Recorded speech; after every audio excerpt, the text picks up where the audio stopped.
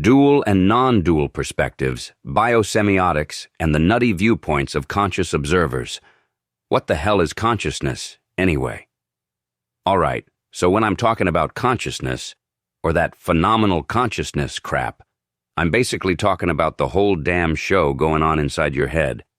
It's that spot where you got your little gay feelings, your dumb thoughts, where you're figuring stuff out, making judgments, picking things apart, and actually focusing on something. It's like the stage where all that mental bullshit of yours happens. Some stuff to keep in mind. Brain. This is the physical organ that processes information. It's the fucking meat computer. Mind. This is the whole damn system of thoughts, emotions, and how you think. It's what the brain does. Unless you're a dumbass, of course. Consciousness. This is the subjective experience of awareness. What it's like to be a dumb fuck like yourself. It's not just brain activity or thoughts. It's the feeling of being alive. These ain't the same thing, and how they hook up is still being debated by eggheads and philosophers. The different ways. Your brain does its thing. Now you can look at this consciousness thing in a few ways, kinda like different settings on a TV. Modes of consciousness, the big picture. These are the broad categories of awareness, like waking up. This is when you're awake, alert, and actually taking in the world. High sensory input, lots of thinking, doing stuff. You're on like a thong sweet tits. Dreaming. You're asleep, but your brain's still putting on a show. Vivid mental movies, but you ain't really getting any outside input. Seizures. This ain't a normal mode, obviously. It's when your brain goes all haywire and shit. Minimally conscious state. This is when someone's kinda there. They show some awareness of themselves or what's around them, but they can't really talk or do much. They're like two sandwiches short of a picnic, you know what I mean? States of consciousness. What's going on? Inside, these are the specific experiences within those modes. High awareness. This is when you're locked in, paying close attention, making careful decisions. Mindfulness. Just being present, man. Really feeling your thoughts and feelings without judging them. Sleep. You're kinda shut down, but your brain's still chugging along, doing its nightly maintenance. Hypnosis. Someone's talking you into shit, and you're super suggestible. You might even start seeing things differently. Like all of a sudden you want to buy that dildo that whistles the national anthem when you sit on it. 'Cause someone you kept talking to thought it was a really great fucking idea.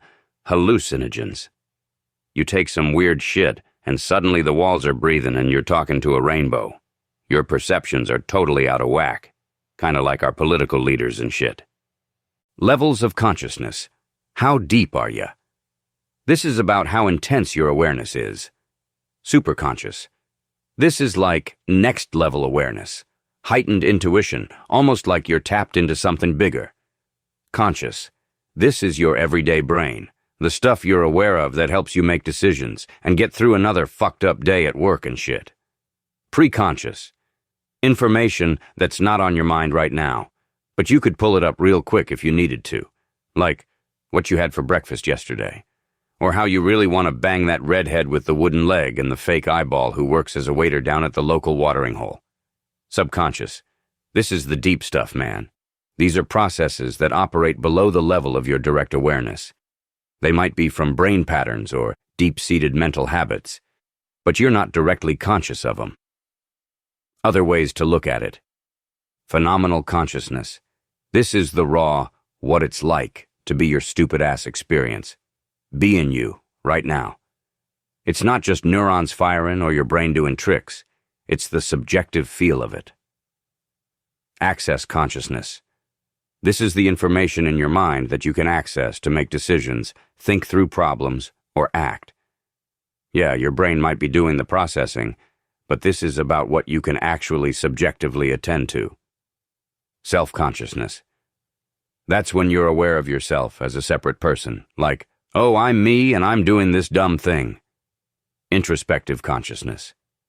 This is just looking inward, being aware of your own thoughts and mental activities. So yeah, it's a complicated mess, this whole consciousness thing. But these different ways of looking at it kinda help you get a handle on the sheer variety of how your brain works. You know what I mean? The illusion of reality, or is it? Now, we know we don't have direct access to reality. It's ingested as an appearance on that stage of awareness. An illusion, you may say, and it's said quite a bit by every philosopher on the topic, it seems. Now, one may ask, but are illusions the opposite of reality? They are unfounded, correct? All right, so here's the thing about illusions. They're not just some made-up bullshit. The fact that you're having an illusion, that's a real thing, man. That's a reality for the poor bastard who's seeing it. You gotta actually exist and be conscious to even have an illusion in the first place. The brain in a vat and your old lady. So, like Descartes said, I think, therefore I am. Whether you're a brain in a vat or you're out here in the real world, those thoughts, those feelings, those appearances, they're all real as those illusory things. They're happening to you. It's like, why the hell did I ever think it was a good idea to ask my significant other to back me up on my philosophical views? That right there? That might be the biggest goddamn illusion of them all. All right, so you're saying something ain't real until you're actually looking at it from a certain angle, right? Like, if you just keep applying that idea without thinking, you're gonna go nuts. We can get so far up our own ass overthinking this stuff, we end up creating more illusions. Because everybody's coming from a different place, with different ideas in their head. Dualism, the old us versus them trap. And then there's this dualism thing. It's basically looking at the world like everything's separate, like good and evil, right and wrong, us and them. It's like your brain can only handle two things at once, you know? And that's just, it's limited. It's like wearing blinders. The limited mind, and how we screw ourselves. See, we all got these limited minds. We're biased, right? Our experiences, how we grew up, what kind of mood we're in, all that stuff warps how we see things. So we naturally fall into this dualistic way of thinking. And when you get too rigid with that, when you start trying to cram the whole damn world into those two little boxes, that's when it becomes an illusion. Because the world ain't that simple, man. It's all connected. When dualism becomes a problem. When you get stuck on one point of view with this dualistic shit, it just leads to arguments and stubbornness. You can't see the other side. You can't see the shades of gray. You're just fucked. But here's the thing. We can imagine a world where everything's connected. And if that way of thinking actually works, if it helps you get good results, like, say, in something like biosemiotics, where they're looking at how living things communicate and interpret signals, then maybe it's valid. If it's useful, that's the key, right? Don't just jerk off intellectually. Biosemiotics, nature's secret language. All right, so you ever heard of biosemiotics? It's this whole field, right? It's where a bunch of smart people from different areas get together to study how signs and meaning work in living things. What the hell does that even mean? We're talking about everything from, like, the smallest little cell in your body all the way up to a whole goddamn ecosystem.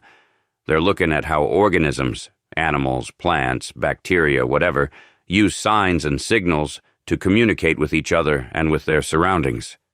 It's basically trying to figure out the biological reason why things have meaning and how we interpret all that information. Like, how does a bird know what another bird's chirp means? Or how does a plant know when to grow towards the sun? It's all about the hidden language of life, man.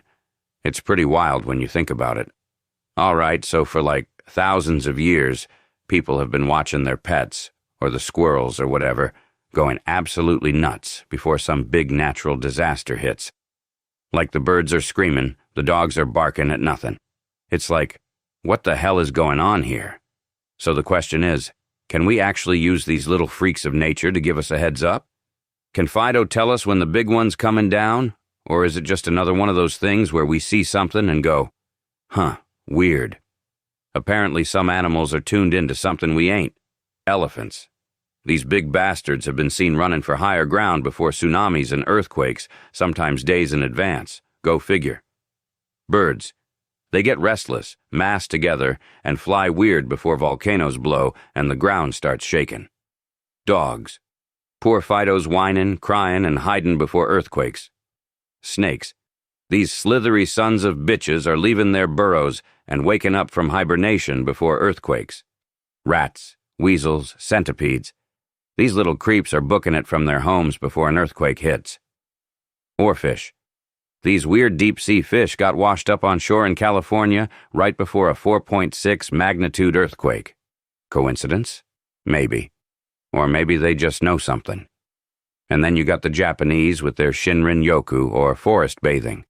It's just hanging out in the woods, listening to the sounds, smelling the smells, feeling the vibe. No strenuous exercise, just being present with nature. They say it helps with stress and well-being. Maybe they're onto something with this whole connected to nature thing.